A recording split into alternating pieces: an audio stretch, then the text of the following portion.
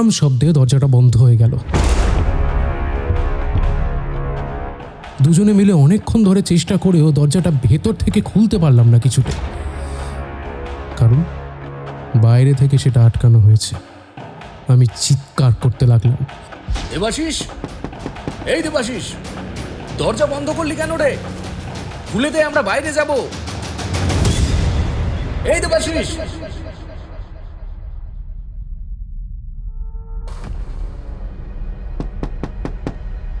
অনেকবার ডাকাডাকির পরেও কোনো কাজ হলো না। পারমিতা এবারে গেটের একপাশে থাকা একটা ধাতব ফুলদানি নিয়ে দরজায় মারতে শুরু করলো।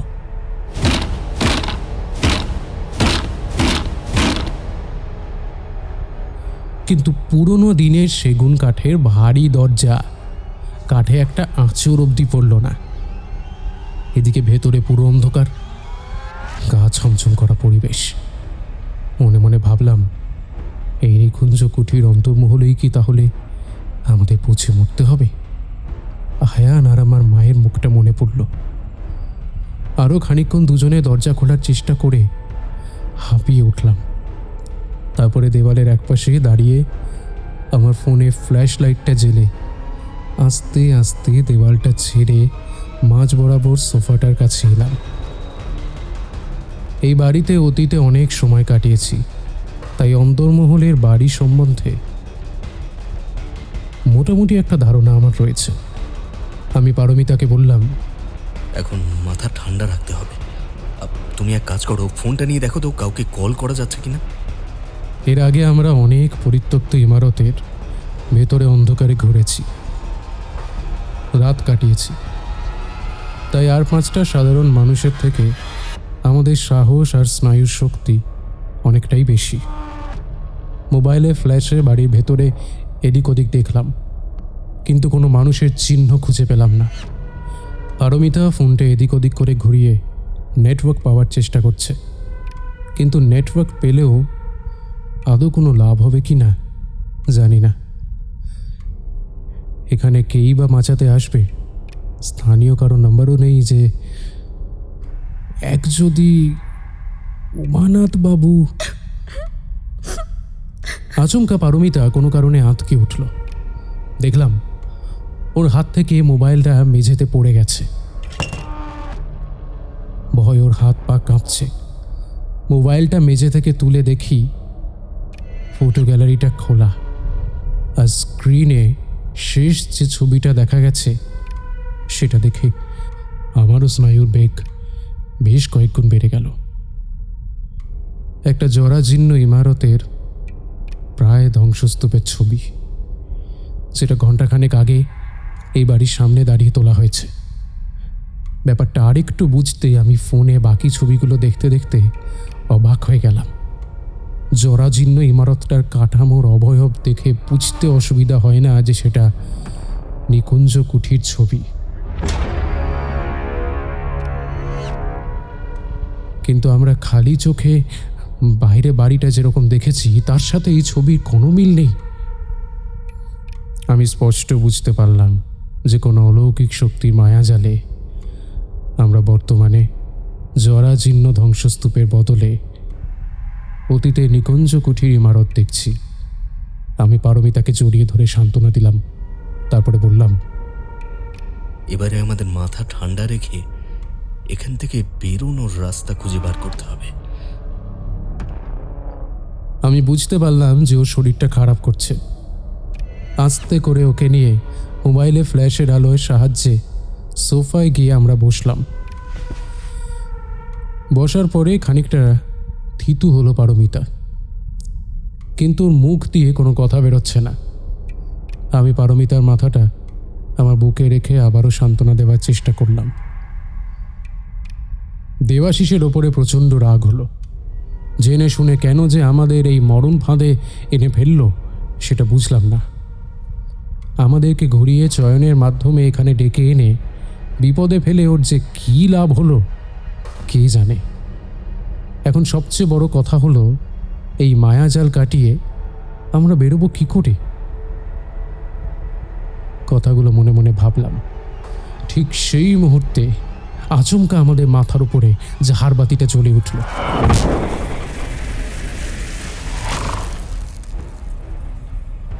আলো আসার সাথে সাথে দুজনেই আবারও আতঙ্কিত হয়ে পড়লাম। পারমিতা এবারে সাংঘাতিক ভয় পেয়ে গেল। ওকে একইভাবে সান্ত্বনা দিতে দিতে চারিপাশটা দেখে আমি অবাক হয়ে গেলাম। অন্দরমহলের ভেতরে সব আসবাব, দেওয়ালে টাঙানো ফটো ফ্রেম, সোফা সেট আর গোল টেবিল সহ সব কিছু 25 বছর আগে ঠিক আমি শেষ যেরকমটা দেখে গিয়েছিলাম এখনো ঠিক সেই রকমই রয়েছে। বুঝলাম সেই অলৌকিক শক্তির মায়াজাল নিকুঞ্জ কুঠির ভেতরেও একইভাবে রয়েছে। কি করব না করব ভেবে কোনো কুল কিনারা পাচ্ছিলাম না। ঠিক তখনই টেবিলের ওপরে সেই হাতে বানানো ক্যালেন্ডারটা আমার চোখে পড়ল।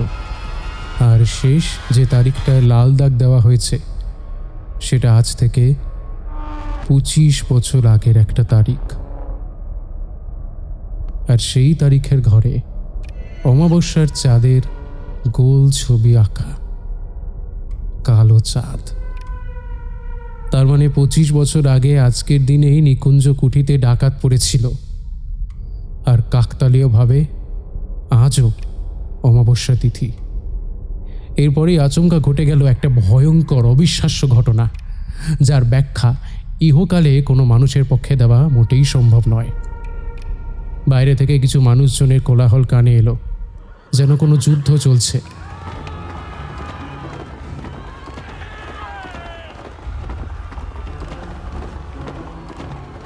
বন্ধ দরজার ওপার থেকে ঘোড়ার পায়ের আওয়াজ, ধস্তাধস্তি, ভারী বুটের শব্দ সবকিছু মিলে মিশে এক ভয়ঙ্কর পরিস্থিতির দিকে ইঙ্গিত দিচ্ছে। ঠিক সেই সময় বাড়ির ভেতরে কোথা থেকে লোকজন বেরিয়ে এসে অন্দরমহলে ইতস্তত ছুটে বেড়াতে শুরু করলো। আর তার মধ্যে নিকুঞ্জ কুঠির রাঁধুনি, পরিচারক, অন্যান্য কর্মচারীও ছিল। তারা চিৎকার করে যে যার প্রাণ বাঁচানোর জন্য লোকানোর জায়গা খুঁজে বেড়াতে লাগলো। আশ্চর্যের বিষয় হলো যে এদের প্রত্যেককেই আমি চিনি। আমি শেষ যখন নিকুঞ্জ কুঠিতে এসেছিলাম তখন এনারাই এই বাড়িতে কর্মরত ছিলেন। আমরা দুজনেই যে সোফায় বসে আছি সেটা যেন এরা কেউই দেখতে পাচ্ছে না।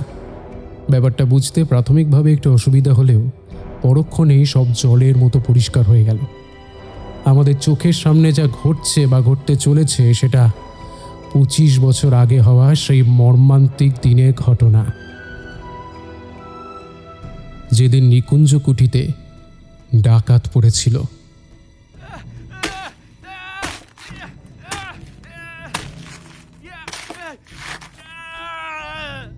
ঠিক পর মুহূর্তেই বাইরে থেকে একটা ভয়ঙ্কর আর্তনাদ শুনতে পেলাম। কাউকে যেন কোনো ধারালো অস্ত্র দিয়ে আঘাত করা হচ্ছে। যিনি আর্তনাদ করছিলেন তার গলাটা আমার ভীষণ চেনা লাগলো। এই আর্তনাদের ঠিক পরেই সদর দরজাটা বাইরে থেকে হাঁট হয়ে খুলে গেল। বাইরে থেকে ভারী কিছু একটা দিয়ে যেন আঘাত করে পাল্লাটাকে ঠেলা হচ্ছে। দরজাটা খোলার পরে প্রথমে মুখে কালো কাপড়ে ঢাকা দুজন ষণ্ডা মার্কা লোক হাতে লাঠি নিয়ে ঢুকলো। এই দৃশ্য দেখার পরেই কার্যত আমরা ভয় পেয়ে সোফা থেকে উঠে পিছনে একটা বড় জানলার সামনে থাকা পর্দার আড়ালে লুকিয়ে পড়লাম। ষণ্ডা মার্কা লোক দুটো বাড়ির ভেতরে থাকা মানুষগুলোকে খুঁজে বার করে নির্মম প্রহারে তাদের সংজ্ঞাহীন করে দিল। ঠিক তারপরেই সদর গেটে আরেকজনের আগমন হলো। তারও সারা মুখ কালো কাপড় দিয়ে ঢাকা। উচ্চতা তুলনামূলক বাকি দুজনের থেকে অনেকটাই কম। আগন্তুকের শারীরিক ভাষায় স্পষ্ট তিনি এই ডাকাতের দলের সর্দার। আমার পাশে একটা ধপ করে কিছু পড়ে যাওয়ার শব্দ শুনে মাথা ঘুরিয়ে দেখলাম পারমিতা অজ্ঞান হয়ে মেঝেতে পড়ে গেছে। ওকে ধরে তুলতে যাব তখনই খেয়াল করলাম ডাকাতের সর্দার ডান হাত দিয়ে বেশ বড় সাইজের একটা ছোরা বের করেছে এবং তাতে রক্ত লেগে আছে। দেখে বুঝলাম যে এই শয়তানটাই আমার ঠাকুরদাকে খুন করে এসেছে। এরপরে সেই হাতের ছোড়াটা আরও শক্ত করে ধরে সেটা সামনের দিকে তাক করে বাড়ির অন্দরমহলের এদিক ওদিক দেখে নিল একবার। তারপরে যে দৃশ্য আমার জন্য অপেক্ষা করছিল সেটা আমার কল্পনার অতীত। সর্দার যখন দেখল যে সকলে মেঝেতে সংজ্ঞাহীন অবস্থায় পড়ে রয়েছে, তখন সে যেন কিছুটা নিশ্চিন্ত হলো। তারপরে মুখের কালো কাপড়টা সরাতেই তার মুখ দেখে আমিও ভিড়মি খেয়ে মেঝেতে পড়লাম। ডাকাত সর্দার আর কেউ না, তিনি নিকুঞ্জ কুঠির কর্ত্রী দেবাশিসের মা ধেনুবালা দেবী।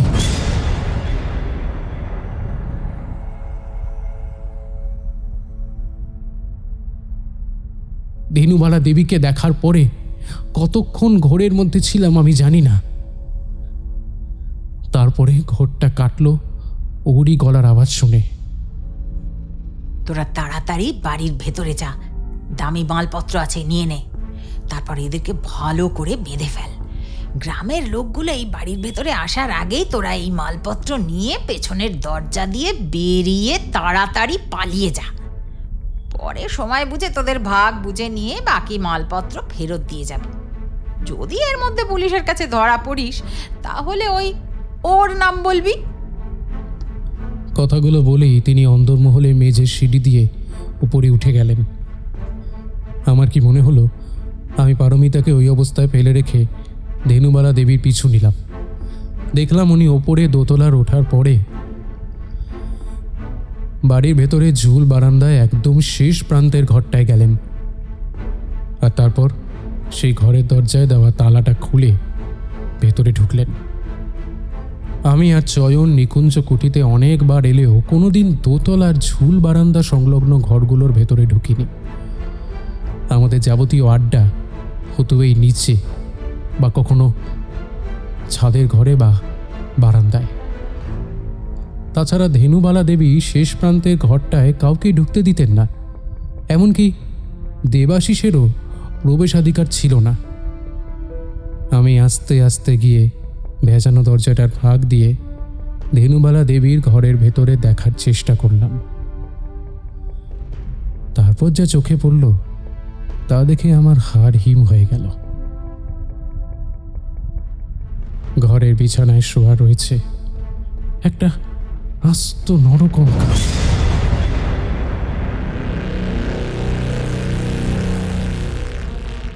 সেটার পরনে ছিল একটা ধুতি আর নস্যি রঙের পাঞ্জাবি। মাথার খুলিটা বালিশের ওপরে ঠেস দিয়ে রাখা ছিল, ঠিক যেন বিছানার ওপরেই শুয়ে আছে। ঘরের চারদিকে দেখলাম সোনার গয়না, টাকা পয়সা, রূপোর বাসনপত্র। এছাড়া রয়েছে অসংখ্য খালি আতরের শিশি। এরপরে ধেনুবালা দেবী নিজের শরীর থেকে কালো কাপড়টা সরিয়ে দিয়ে ভয়ানক চিৎকার করে নরকঙ্কালটার উদ্দেশ্যে বললেন, দেখ আর্যদেব, তোদের নিকুঞ্জ কুঠিতে আজও আমি ভাড়া করা লোককে ডাকাত সাজিয়ে লুটপাট চালিয়েছি। তোর বাড়ি থেকে সেবারেও সোনার গয়না, টাকা পয়সা চুরি করে এই ঘরেই রেখে তোকে খুন করার পরে তোর নামেই গ্রামের লোকদের দিয়ে মিথ্যে বদনাম রটিয়ে দিয়েছিলাম যে তুই চুরি করে পালিয়েছিস আর অন্য মেয়ে মানুষ নিয়ে আছিস। তোদের পূর্বপুরুষ গঙ্গাধর ঘোষ বর্ধমানের চৌধুরী বাড়িতে অনেক বছর আগে ডাকাতি করেছিল। সেই বাড়ির মালিক অশ্বিনী চৌধুরী সহ তার স্ত্রী আর 3 কন্যাকে খুন করেছিল। তখন ওদের ছোট ছেলে কোনোভাবে বেঁচে যায়। সেই বেঁচে যাওয়া ছেলেটি সম্পর্কে আমার নিজের ঠাকুরদা হয়। তারপর আমার ঠাকুরদা সহ ওই বাড়ির পরবর্তী বংশধররা শপথ নেয় তোদেরকে শেষ করে দেবে। আমার ঠাকুরদাই তোদের পূর্বপুরুষ গঙ্গাধর ঘোষকে খুন করেছে। ভাড়া করা খুনিদের ডাকাত সাজিয়ে এই বাড়িতে হামলা করায়, কিন্তু ভৈরবী মায়ের দয়াতে তারপরেও তোদের নাম, ডাক আর টাকা পয়সা ঠিক রয়ে গেল। তাই তোদের অস্তিত্ব পুরোপুরি মিটিয়ে দেবার জন্য এই বাড়িতে সম্বন্ধ করে তোর সাথে বিয়ে করলাম, ছেলেরও জন্ম দিলাম। বিয়ের পর থেকেই আমার একটাই লক্ষ্য ছিল, যেভাবেই হোক নিকুঞ্জ কুঠির ইমারতের প্রতিটি ইঁটে কলঙ্কের দাগ লেপে দেওয়া। তাই তোর খাবারে রোজ একটু একটু বিষ মিশিয়ে খুন করে তোকে এই বাড়িতেই গুম করে রেখেছি। আর তোর থাকার ঘর থেকে সিন্দুক থেকে দামি জিনিস সরিয়ে এই ঘরে তোর লাশের সাথে রেখে দিয়েছি। আজও নিকুঞ্জ কুঠিতে ডাকাতি করালাম, কিন্তু মন্দিরে শঙ্খ নিনাদ বাঁচাতে গিয়ে ওই বেচারা কালীনাথ আমার হাতে বেঘরে প্রাণ হারালো। জানি জানি আমার এই পাপের কোনো ক্ষমা নেই, তবুও তোর নামে যে আবারও আজ বদনাম রটাতে পারলাম, এটাই আমার পাওনা। আর তোদের বংশে বেঁচে রইল শুধু দেবাশিস। ওকে পেটে ধরেছিলাম, তাই নিজের হাতে তো ওকে আমি শেষ করতে পারবো না, কিন্তু আমি এই নিকুঞ্জ কুঠির হল এমন করে দেব যে ও একদিন নখ খেতে পেয়ে মরবে।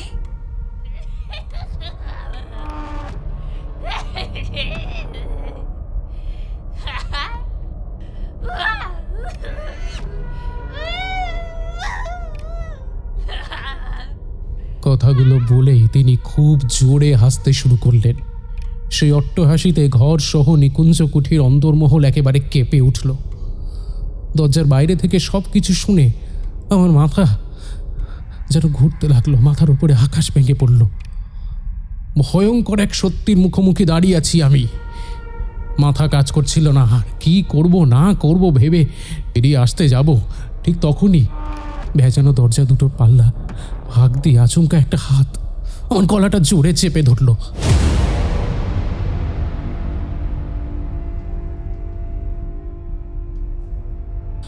কি অতি মানবিক শক্তি সেই হাতের! আমার দম বন্ধ হয়ে আসছিল, আমি কিছুই বুঝতে পারছিলাম না। অতীতের মায়াজাল ভেদ করে ধেনুবালা দেবী আমাকে কি করে দেখতে পেলেন? তিনি এক হাতে আমার গলাটা, আরেক হাতে রক্তমাখা ছোড়াটা দিয়ে আমাকে কোপ মারার ভঙ্গিমায় উদ্যত হয়ে বললেন,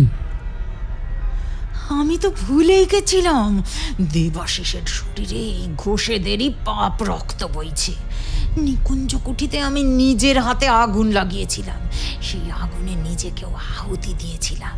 আজ এত বছর পরে দেবাশিস নিজে মরে গিয়েও আমার স্বরূপ বাইরের লোকের সামনে প্রকাশ করে দিল। তোকেও আমি ছাড়বো না। নিকুঞ্জ কুঠির কোনো গোপন সত্যি বাড়ির বাইরে যেতে দেব না। কথাগুলো বলেই ধেনুবালা দেবী তার রক্ষচক্ষুদয় নিয়ে মারাত্মক হিংস্রভাবে আমার বুকের ওপরে ছুরিটা বসাতে যাবেন। ঠিক তখনই একটা শাঁখের আওয়াজ কানে এলো।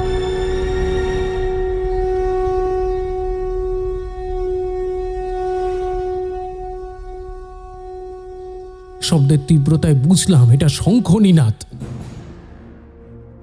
তারপরই দেখলাম এক হাড় হিম করা দৃশ্য, যার ব্যাখ্যা ইহজগতে নেই।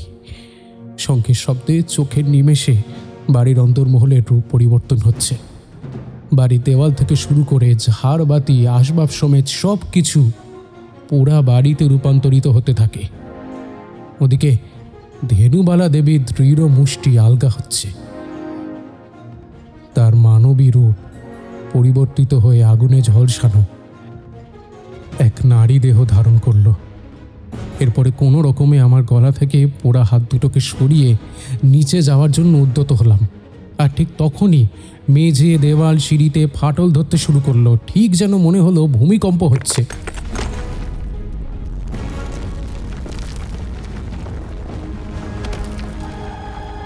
আমি নেমেই ছুটে গিয়ে প্রথমে পারমিতার জ্ঞান ফেরানোর চেষ্টা করি। দেখলাম ওর কিছুটা হুঁশ ফিরে এসেছে। ওকে মেঝে থেকে তুলে কাঁধ দুটোকে ধরে জোরে ঝাঁকাতে ওর পুরোপুরি জ্ঞানটা ফিরে এলো।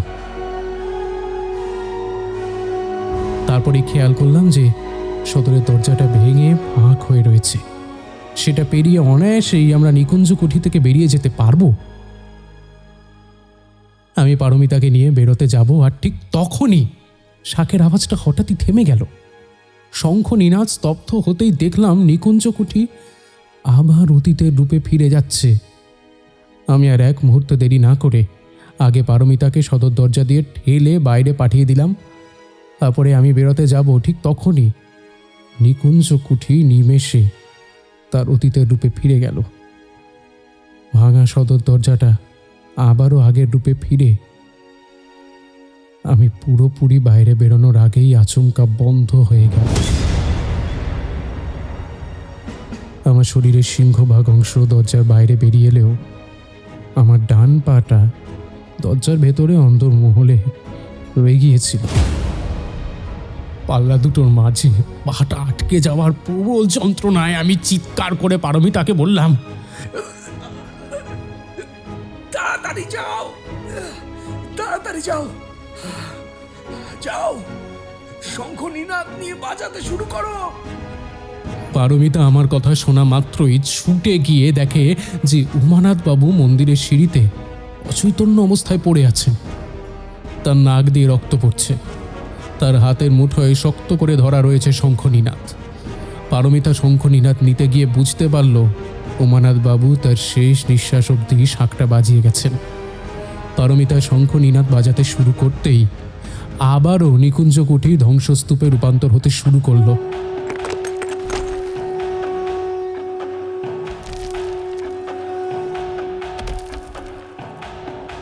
সদর দরজাটা বর্তমান রূপে ফিরতেই আমার ডান পাটা ছাড়িয়ে প্রবল যন্ত্রণার মধ্যেই আমি কোনো রকমে মন্দিরের সামনে আস্তে আস্তে হেঁটে গিয়ে প্রথমেই চাতালে উঠলাম। তারপরে উমানাথ বাবুর হাতে নাড়ি ধরলাম। বুঝলাম তিনি আর ইহলোকে নেই। ঠিক সেই সময় আচমকা নিকুঞ্জ কুঠিরের ভেতর থেকে এক মহিলার তীব্র আর্তনাদ শুনতে পেলাম। তার মানে শাঁখের আওয়াজে অলৌকিক শক্তির মায়াজাল কেটে যাচ্ছে এবং ধেনুবালা দেবীর জিঘাংসী আত্মা এই মহল ছেড়ে বেরিয়ে যাচ্ছে। পারমিতা প্রায় 10 মিনিট ধরে টানা শঙ্খ নিনাদ বাজিয়ে গেল। আমাদের চোখের সামনে নিকুঞ্জ কুঠি একটা পোড়া বাড়িতে পরিণত হলো।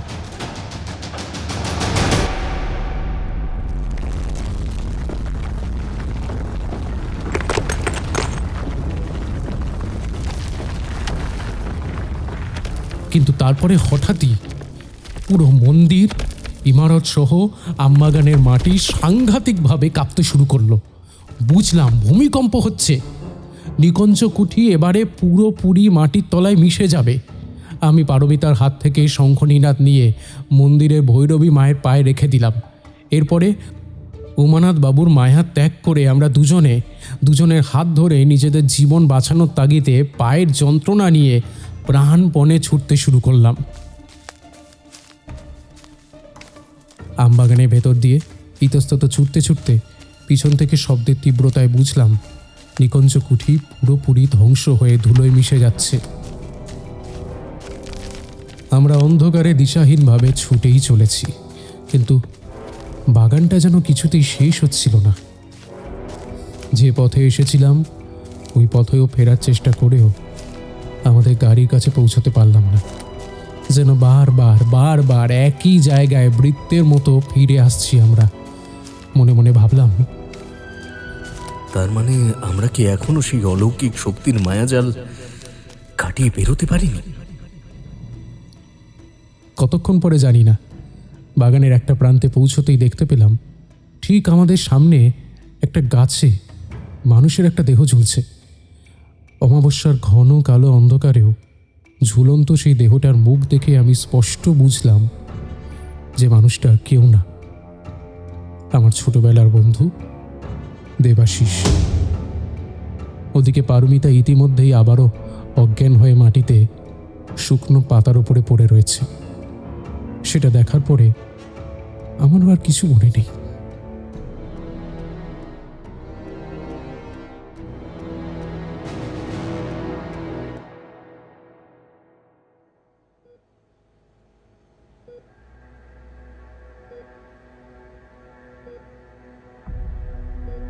ঘটনার 3 দিন পরে বাঁকুড়ার জেলা সদর হাসপাতালে আমার জ্ঞান ফেরে। একটা নার্সের থেকে জানতে পারি পারমিতার জ্ঞান আগের রাত্রে ফিরেছে। কিন্তু তার শরীর নাকি এখন খুবই দুর্বল। কিছুক্ষণ পরে দেখলাম চয়ন আমার কেবিনে এসেছে। আমার শরীরে খোঁজ নেওয়ার পরে চয়ন বলে, তোদেরকে মাকুর গ্রামে আসার জন্য বলার পর আমার মনটা কেমন যেন আনচান করছিল। বারবার মনে হচ্ছিল তোরা কোনো বিপদে পড়বি না তো।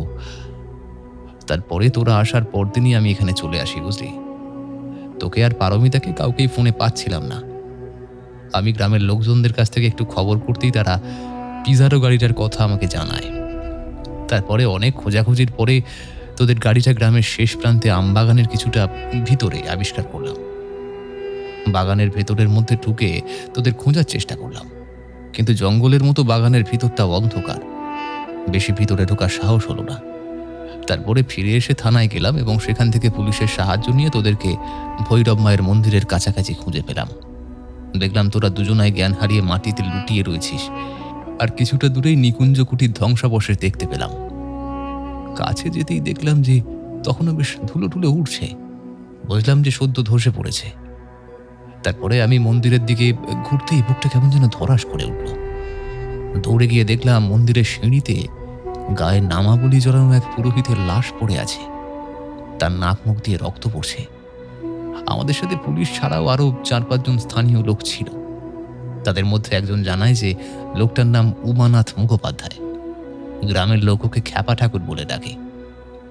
এই খোঁজ খবর করার পরে আরো জানতে পারলাম যে বছর 20 আগে নিকুঞ্জ কুটিতে আগুন লেগে ধেনুবালা দেবী সহ সকল কর্মচারী ভেতরে পুড়ে মারা যান। তোর মতো আমারও মাকুর গ্রামের সঙ্গে আর যোগাযোগ ছিল না, তাই আমিও এত কথা জানতে পারিনি।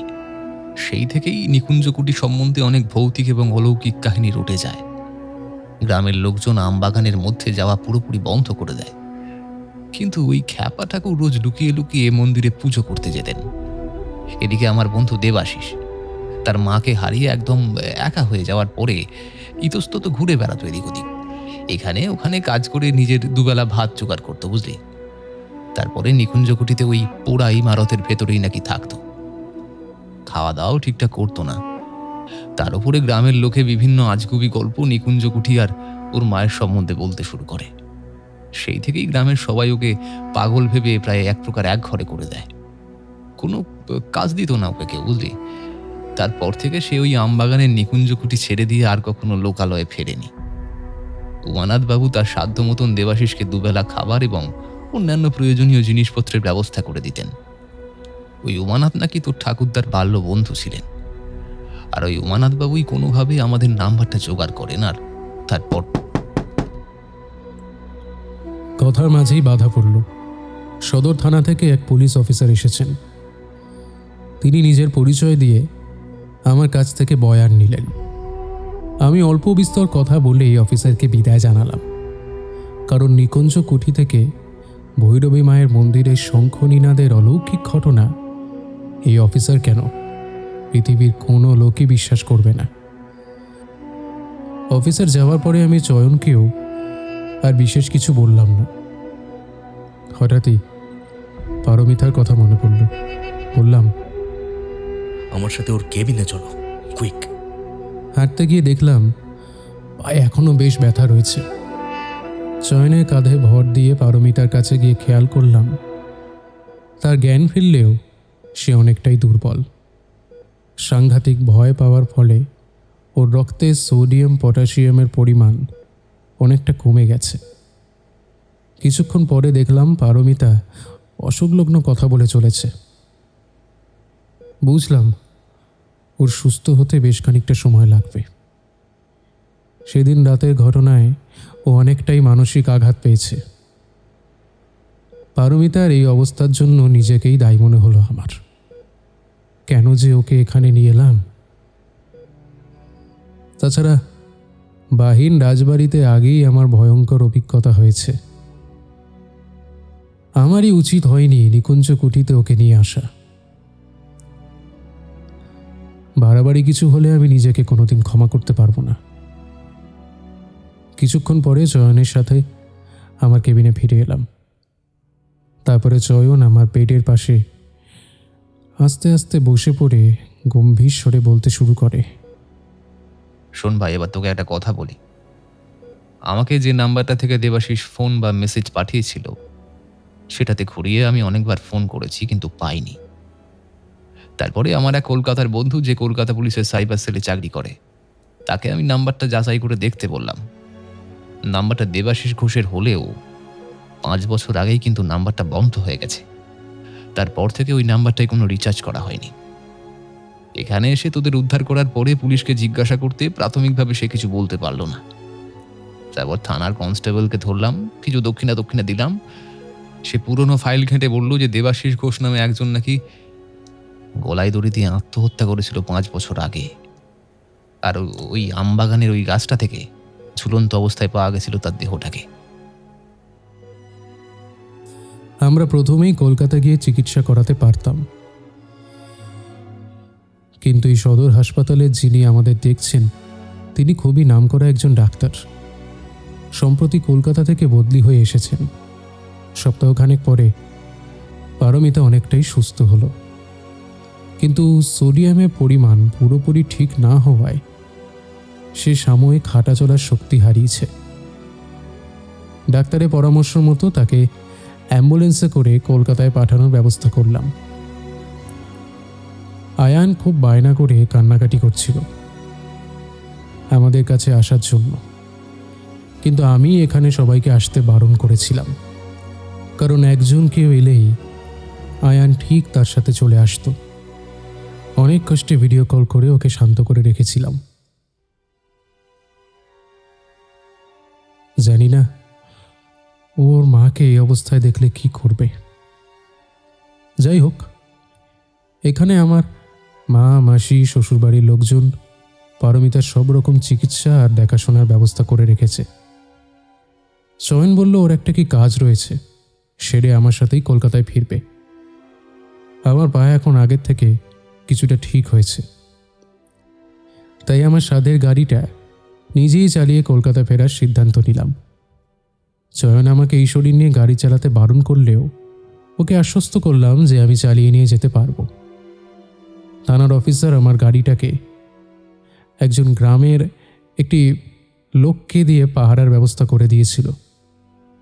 আমি যাওয়ার পরে দেখলাম লোকটি আমার গাড়িটাকে পরিষ্কারও করে দিয়েছে। আমি লোকটিকে কিছু টাকা দিতে গেলাম। প্রথমে যদিও নিতে চাইলেন না, পরে একটু জোর করাতেই টাকাটা নিয়ে সেখান থেকে চলে গেলেন।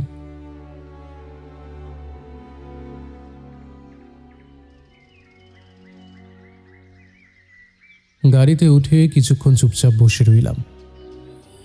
মনে মনে ভাবলাম, মানুষের মধ্যে জিঘাংসা কি ভয়ঙ্করভাবে তাকে হিংস্র করে তুলতে পারে। সে তার নিজের স্বামী, ছেলে কাউকেই রেয়াত করে না। দেবাশিস হয়তো চেয়েছিল তার বাবা আর্যদেব ঘোষ, যে আমার ঠাকুরদার খুনি নয় বা সেই ডাকাতির ব্যাপারে কোনো রকমে যুক্ত নয়, সেই সত্যিটা তুলে ধরতে।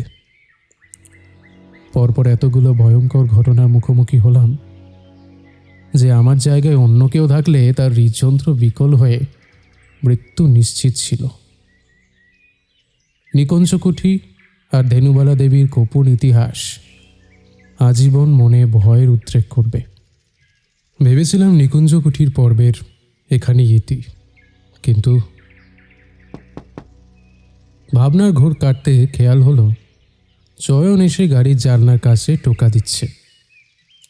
গাড়ির উল্টো দিকের দরজাটা লক খুলতেই চয়ন আমার পাশের সিটে এসে বসল। দেখলাম ওর কোলে একটা নীল রঙের ব্যাগ রয়েছে। আমি চাবি দিতেই গাড়িটা একটা জান্তব শব্দ করে স্টার্ট নিল। তারপরে সামনে তাকাতেই আচমকা বুকটা আবারও ভয়ঙ্করভাবে কেঁপে উঠল।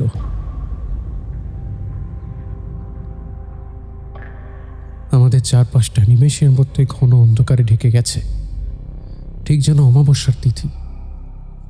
গাড়ির মধ্যে বসে থাকা অবস্থায় আমাদের সামনে কাঁচে দেখলাম একটা মন্দির, ঠিক কাঁচের ওপারে, ঠিক যেন সিনেমার পর্দার মতো ফুটে উঠেছে। সেই মন্দিরের সন্ধ্যা আরতি হচ্ছে, তার সামনে অগুন্তি ভক্ত দাঁড়িয়ে রয়েছে। আচমকা পিছন থেকে তার 4-5টা ঘোড়া নিয়ে ডাকাতের দল মুহূর্তের মধ্যে জায়গাটাকে ঘিরে ফেলে। তাদের প্রত্যেকের মুখ যথারীতি কালো কাপড়ে ঢাকা। হাতের ধারালো অস্ত্রগুলো দিয়ে নিরীহ লোকগুলোর উপরে নির্মম অত্যাচার চালায়। সবার শেষে থাকা ডাকাতটা ঘোড়া থেকে নেমে মন্দিরে প্রবেশ করে। প্রথমে পুরোহিতকে মেরে অজ্ঞান করে দেয়, তারপরে মন্দিরের ভেতর থেকে কিছু একটা নিয়ে বেরিয়ে আসে। আরেকটু কাছে আসতেই বুঝতে পারলাম জিনিসটা হলো শঙ্খনীনাদ, যেটা হাতে পাওয়ার পর থেকেই ডাকাতটার কালো কাপড়ে ফাঁক দিয়ে বেরিয়ে থাকা 2 চোখ যেন জ্বলজ্বল করছে। তার সাথে রয়েছে প্রবল অট্টহাসি। তারপরে কালো কাপড়টা মুখ থেকে সরাতেই আমি হাঁ হয়ে গেলাম। কপালে লম্বা তিলকের সাথে লাল কাপড়, চওড়া কোপ, মাথায় কোকড়ানো চুল, আর সবচেয়ে আশ্চর্যের ব্যাপার হলো লোকটিকে দেখতে অবিকল দেবাশিসের মতোই।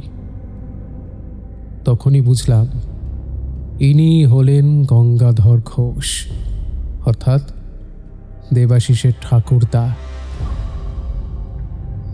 তারপরেই চারিদিকে আবার সব ঘন অন্ধকার। এরপরে আমরা যা চাক্ষুষ করলাম সেটার জন্য মোটেও কেউ প্রস্তুত ছিলাম না। গাড়ির কাছের ওপরে আবারও দেখতে পেলাম যে নিকুঞ্জকুঠি সংলগ্ন ভৈরবী মায়ের মন্দিরের ঘন অন্ধকারে একটা কালো চাদর মুড়ি দিয়ে ঢুকছে একটা লোক। গেটটা আস্তে করে খুলে প্রথমে ভৈরবী মায়ের গা থেকে গয়না খুলে নিয়ে নিচে রাখল। তারপরে মূর্তির পাশেই দেওয়ালের সেই কুলঙ্গি থেকে আস্তে করে শঙ্খনীনাদটা বার করে নিল। তারপরে শঙ্খ ও গয়না সব কিছু ব্যাগে ঢুকিয়ে নিল। মন্দির থেকে বেরোতে যাবে তখনই চাদর মুড়ি দেওয়া লোকটা দেখল যে তার ঠিক সামনেই দেবাশিস দাঁড়িয়ে রয়েছে। দেবাশিসকে দেখা মাত্রই তাকে ঠেলে ফেলে দিয়ে বাগানের ভেতর দিকে লোকটা দৌড়তে থাকে। দেবাশিস মাটি থেকে উঠে লোকটাকে ধরার জন্য ছুটতে থাকে। তারপরে পিছন থেকে লোকটার ব্যাগটা টেনে ধরতেই সে টাল সামলাতে না পেরে পড়ে যায় নিচে। তারপরে দুজনের মধ্যে প্রবল একটা ধস্তাধস্তি হয়।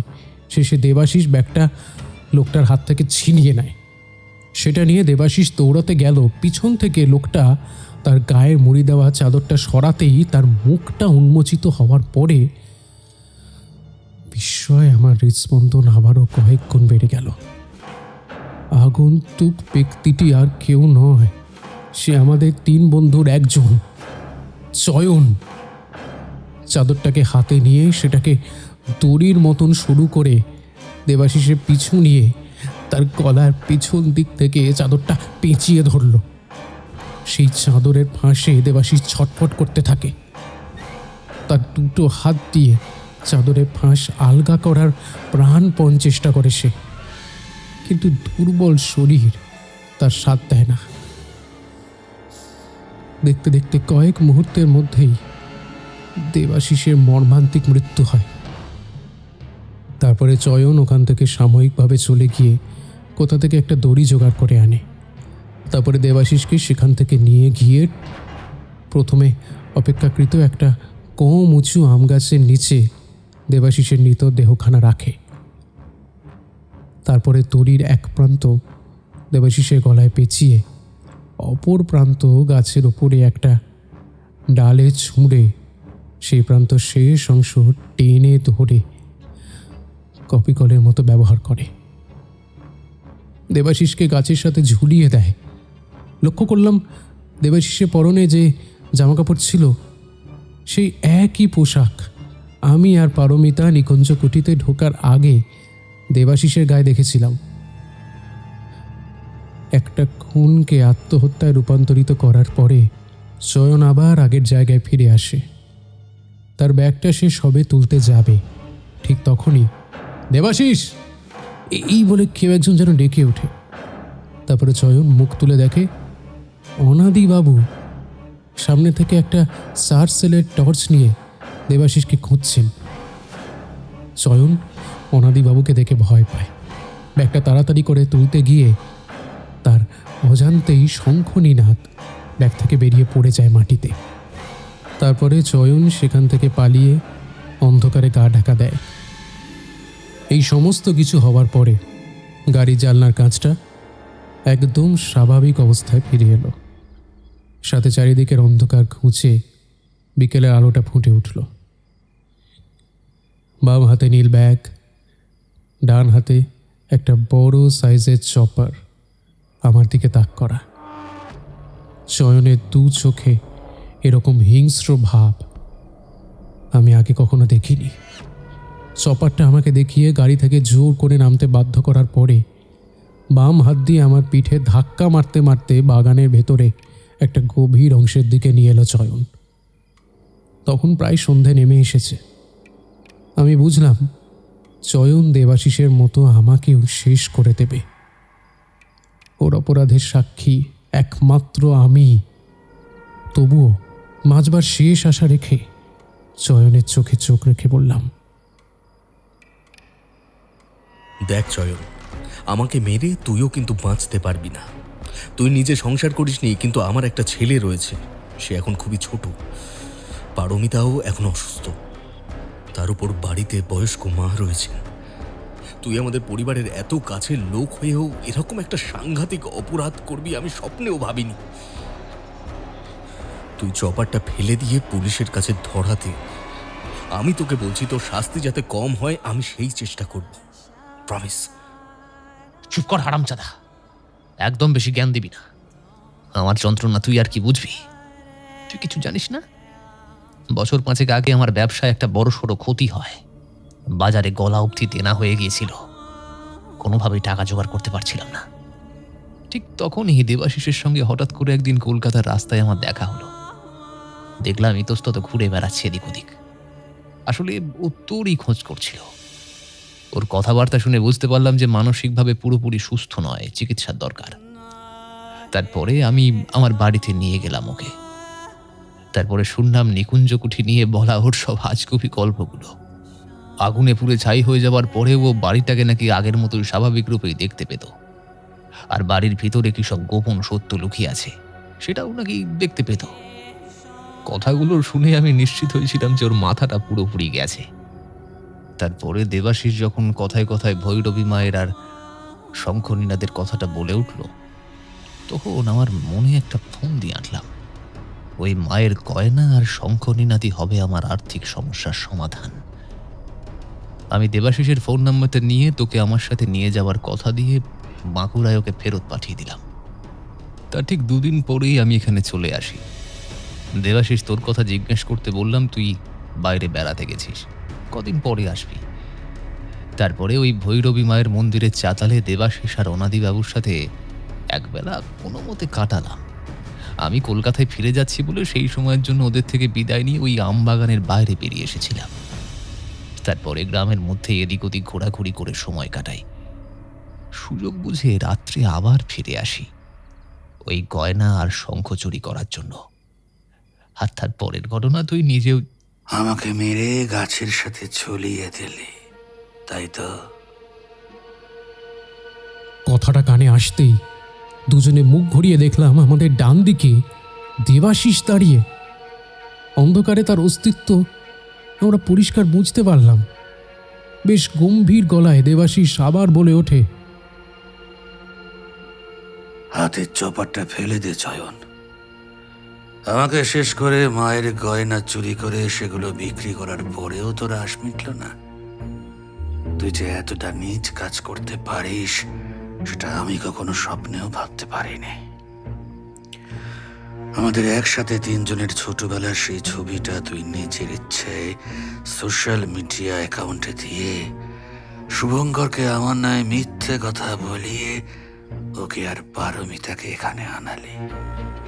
আমি ভেবেছিলাম আমার বলা নিকুঞ্জ কুঠি নিয়ে কথাগুলো তুই বিশ্বাস করে শেষমেশ হয়তো শুভঙ্করকে এখানে পাঠিয়েছিস, কিন্তু না, তোর উদ্দেশ্য ছিল শঙ্খনীনাদকে আবারও চুরি করা। শুভঙ্কর, তুই হয়তো এতক্ষণে জেনে গেছিস আমি আত্মহত্যা করিনি, 5 বছর আগে কলকাতায় চয়নের বাড়িতে নিকুঞ্জ কুঠি নিয়ে যা যা কথা বলেছিলাম, সে সব কথা সত্যি ছিল। আমার কোনো মাথা খারাপ হয়নি। ঘটনাটা অলৌকিক বলেই স্বাভাবিকভাবে কেউ বিশ্বাস করত না। লোকজন আমাকে পাগল ভাবত। একমাত্র অনাদি জেঠু আমায় বিশ্বাস করেছিলেন। তাই আমার মৃত্যুর পরেও তিনি মায়ের মন্দির ছেড়ে যাননি। আমার বিশ্বাস ছিল, শুভঙ্কর, তুই একদিন ঠিক নিকুঞ্জ কুঠিতে আসবি, আর তোকে আসল ঘটনাটা চাক্ষুষ করাবো। কিন্তু আমারই দুর্ভাগ্য, প্রথমে মা, তারপরে বন্ধু, দুজনেই আমার সাথে চরম বিশ্বাসঘাতকতা করলো।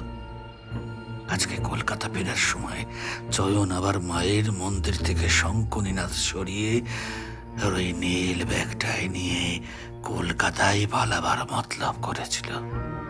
কিন্তু এই শঙ্খ আমাদের পারিবারিক সম্পত্তি নয়। আজ থেকে প্রায় 100 বছর আগে পরাধীন ভারতে, অবিভক্ত বাংলায়, পটলা ভৈরবী মায়ের মন্দির থেকে আমাদের পূর্বপুরুষ গঙ্গাধর ঘোষ শঙ্খটাকে ডাকাতি করে নিয়ে আসেন। তারপর তিনি এই নিকুঞ্জ কুঠি সংলগ্ন জমিতে পটলা কালী মন্দিরের আদলে এই মন্দির প্রতিষ্ঠা করেন। শঙ্খনীনাথ মন্দিরে পুজোর সময় ব্যবহার করা শুরু হয়, কিন্তু লুট করে আনা সামগ্রী দিয়ে কখনো মায়ের পূজা নিষ্ঠার সাথে সম্পন্ন হয় না। তাই মায়ের অভিশাপ থেকে নিকুঞ্জ কুঠি কখনো মুক্ত হতে পারেনি। তার উপর ওই শঙ্খের জন্য একাধিক মৃত্যুও ঘটেছে। শঙ্খনীনাথ তুই কোনো মতেই নিয়ে যেতে পারিস না জয়। তুই শুভঙ্করকে শঙ্খটা ফেরত দিয়ে দে, আর শুভঙ্কর তোকে একটাই শেষ অনুরোধ, শঙ্খনীনাথ তুই নিজের দায়িত্বে পটলা মায়ের মন্দিরে ফেরত দিয়ে আসিস। আর রইল এই মন্দিরের কথা, মায়ের পুজোর জন্য আমরা দুজন এখানে তো আছি।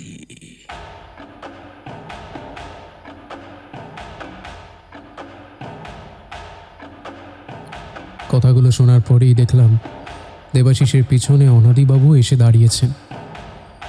তারা 1 পা 2 পা করে চয়নের দিকে এগোতে শুরু করলেন। সে ভয় কাঁপতে শুরু করলো। তার হাত থেকে চপার আর নীল ব্যাগটা মাটিতে পড়ে গেল। তারপরে পেছনে ঘুরেই আচমকা অন্ধকারের মধ্যে দিয়ে বাগানের ভেতরে দৌড়তে শুরু করে। আমিও আর এক মুহূর্ত দেরি না করেই আমার ওই পা নিয়ে চয়নের পিছনে ছুটতে শুরু করলাম। চয়ন দৌড়াতে দৌড়াতে বাগানের আরও গভীরে ঢুকে গেল। তারপরে দেখলাম চয়ন দিশাহীনভাবে ছুটলেও আশ্চর্যজনকভাবে ও ঠিক ভৈরবী মায়ের মন্দিরের সামনে পৌঁছে গেছে। তারপরে দৃশ্যটা দেখে আমি আবারও থমকে গেলাম। দেখলাম সামনে নিকুঞ্জ কুঠি, আবারও ওই ইমারত, তার 25 বছর আগের রূপে দাঁড়িয়ে রয়েছে। চয়ন আর কোনো উপায় না দেখে দৌড়ে নিকুঞ্জ কুঠির সিঁড়ি দিয়ে উঠতে শুরু করলো। বাড়ির সেই সদর দরজাটা আপনা আপনি ভেতর থেকে খুলে গেল। মুহূর্তের মধ্যে চয়ন ওই দরজা দিয়ে ভেতরে ছুটে ঢুকল। বাড়ির অন্দরমহলে ঢুকতেই দরজাটা আবারও সশব্দে বন্ধ হয়ে গেল। তারপরে নিকুঞ্জ কুঠিরে ভেতর থেকে আমি শুনতে পেলাম চয়নের ভয়ানক আর্তনাদ।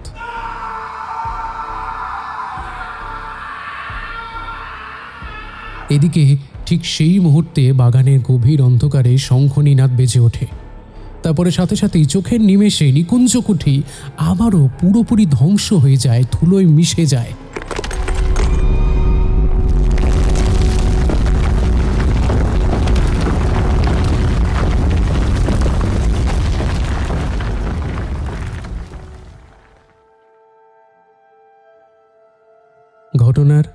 প্রায় 3 মাস পরে আমি 2 রাজ্যে পুলিশের সাহায্যে শঙ্খনীনাথ ঝাড়খণ্ডের পটলা ভৈরবী মায়ের মন্দিরে ফেরত দিয়ে আসি। কিন্তু সেই শঙ্খ তার যথাস্থানে ফেরত গেলেও আজও মাকুর গ্রামের শেষ প্রান্তে জঙ্গলের ন্যায় বিস্তৃত আমবাগান থেকে প্রতিদিন সন্ধেবেলা শঙ্খের আওয়াজ ভেসে আসে।